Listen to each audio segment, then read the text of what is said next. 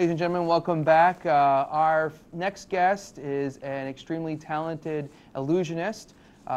He performs on his own show here on WTOP entitled Street Magic. Ladies and gentlemen, please welcome John Wolfson.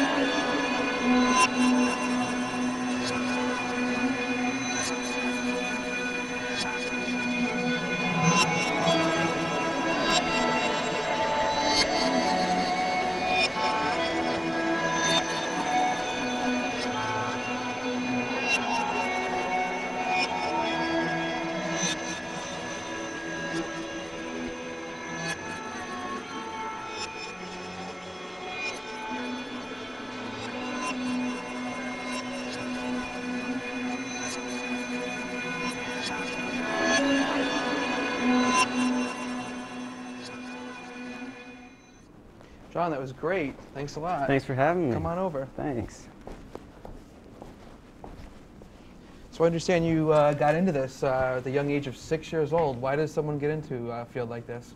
You know, it's interesting. A lot of the magicians I talked to got into it at a young age. Some get in it older, but usually by age 10 or so, they've gotten a magic kit at some point. You know, a lot of kids growing up get a magic kit, they put it back down. Mm-hmm. I never put it back down. Okay, yeah, because I know I had one when I was about that age. And yeah. I thought it was really cool, and I bought up, you know, some things, and I guess I never followed through with it. So tell us, what would you like to do with this? Is it something you want to do as a career, or is it more just something you do as a hobby? Or yeah, the dream is to do this as a career. You know, there's a lot of opportunity out there. It's just a matter of a lot of hard work, and because in essence, I'm my own booking agent, I'm my own performer. At some point, I'm hoping to find an agent to represent me because it's probably twice as much work lining up my own work. Yeah. And what do? You perform shows locally, parties, stuff yeah, like that? You know, birthday parties. Started out doing birthday parties really early on. More and more corporate parties. You know, May Day, they've got me out stilt walking and doing some magic. Various things on campus and all around. Is there something unique that you do in your show that you maybe entwine in your show that's different than any other magician or illusionist? At this point, I'm still, you know, at the area where I'm finding my original material. I do have a few things that are mine that I've come up with myself, but a lot of it is, you know, learning how best to use the material in my own way, even if I didn't come up with it myself. Part of that is just learning from other magicians. Mm-hmm.